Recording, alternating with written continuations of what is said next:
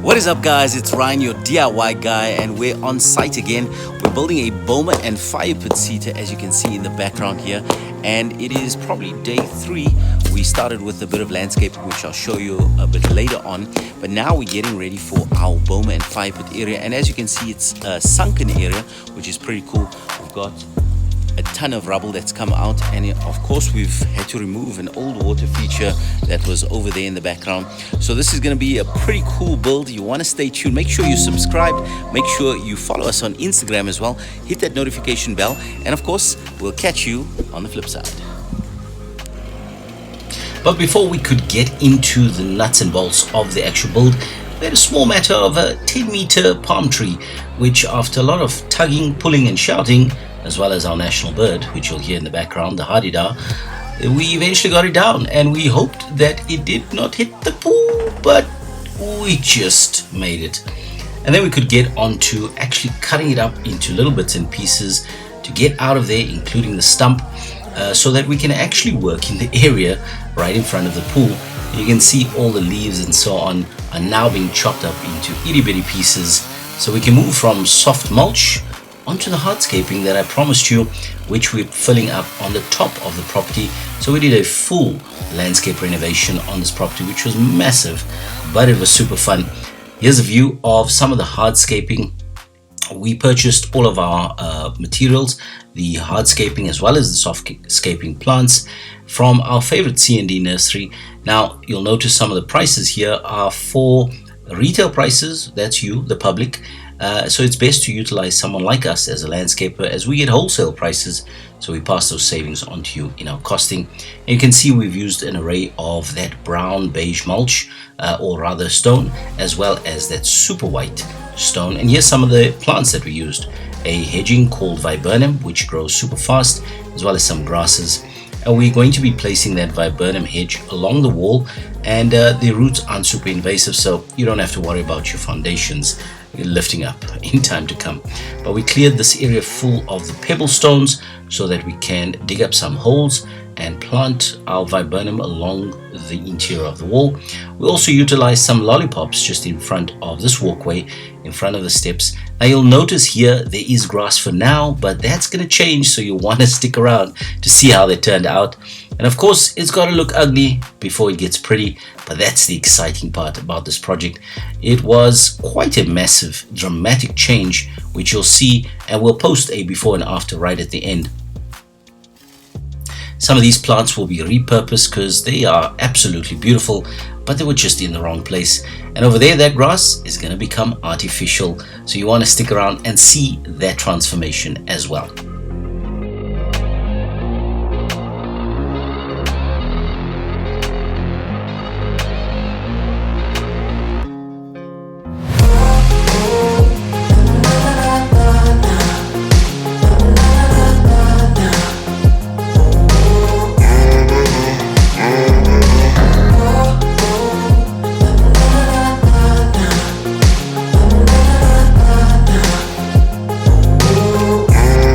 By the way, are we friends yet? Make sure you're subscribed to our Instagram channel, where you get access to VIP content before YouTube.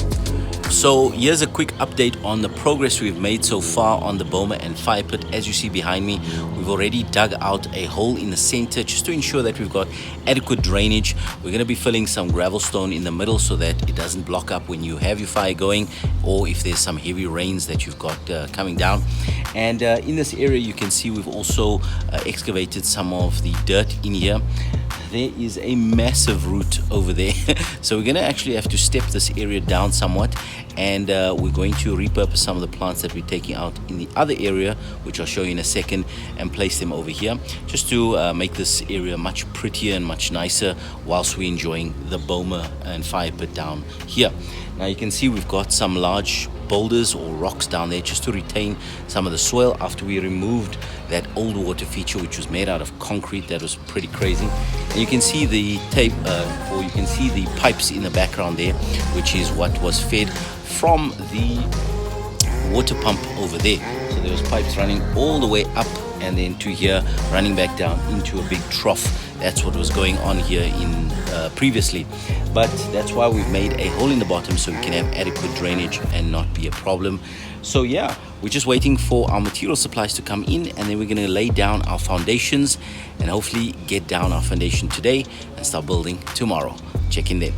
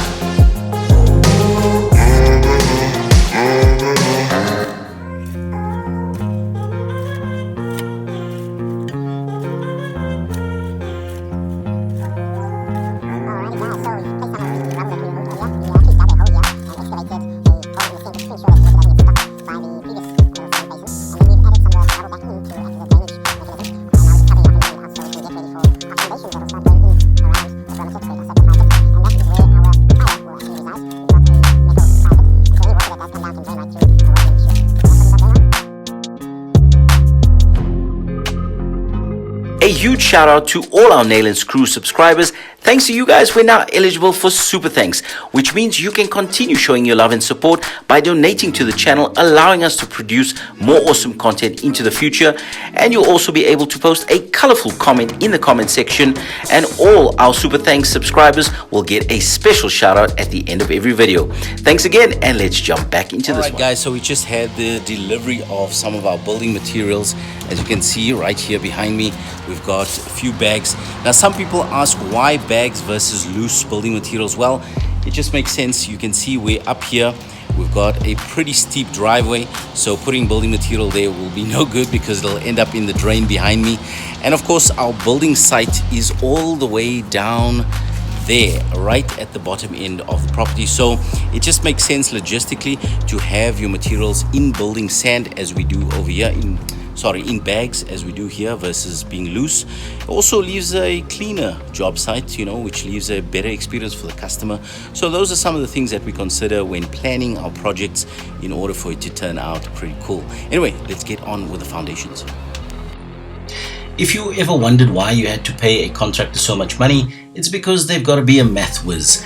Yes kids, if you want to create your own circular fire pit in Boma, you need to know how to calculate the diameter, circumference and radius, as well as the cubic meterage of the materials that you need to use in such an application. And for this one, we needed a 3-meter diameter circumference, as well as a 1.5-meter radius. And all we're doing is measuring out some tick marks from the center which we located, and then made some tick marks and joined all of them so that we could get the inner and outer walls where we'll eventually excavate for our concrete foundation. Once we were happy with our layout, we could go ahead and use a pick just to loosen up the soil to excavate for our foundation. We go down about 200 mils, and obviously the width that we've laid out, and then we can go ahead and lay our foundation. We've just laid out the lines in the middle of the fire pit, so you can see you've got an outer line and an inner line. The outer line will be the back of the seater itself, and the inner line will be the front of the seater, and obviously in the center will be the fire pit. So what we're doing now is excavating down for our foundation to be laid. We're going to mix that mortar up, and then it can go in, and then once it's cured, we start building. Super excited, so stay tuned.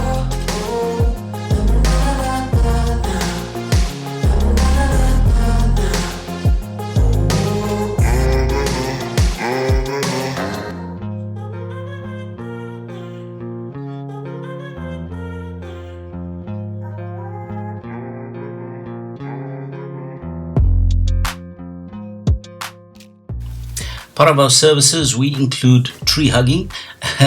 No, seriously, we had to move this palm tree because it was so beautiful, but in the wrong location again. And this is going to be relocated close to the pergola, which is coming up soon, and that will just turn this area into absolute oasis.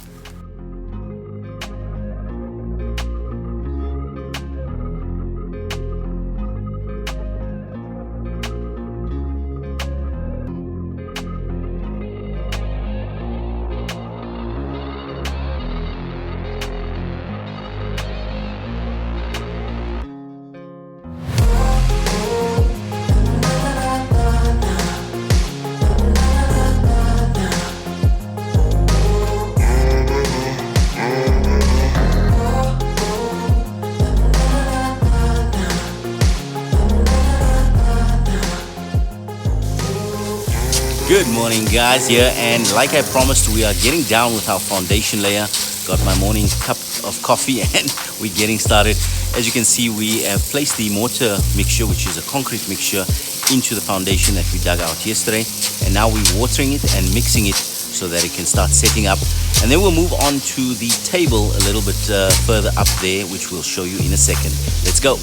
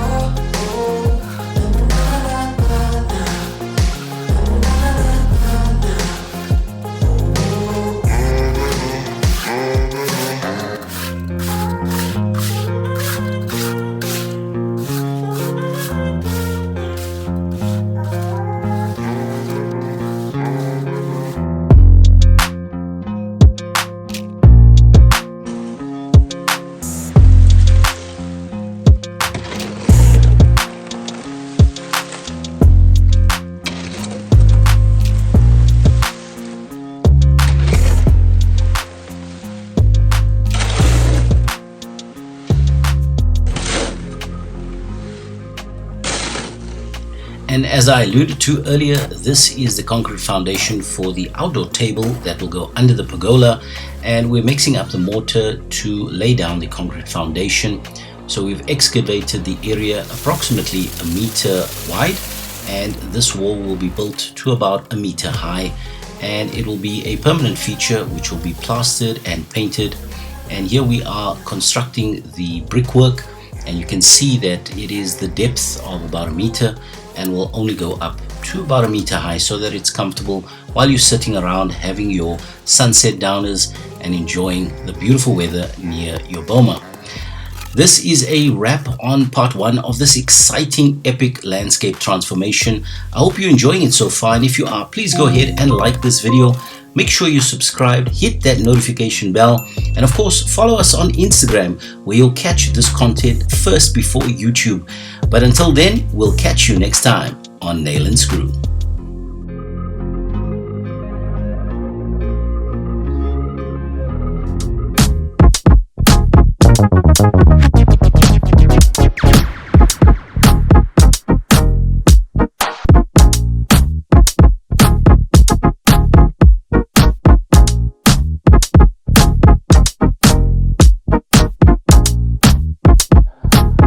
Thank you.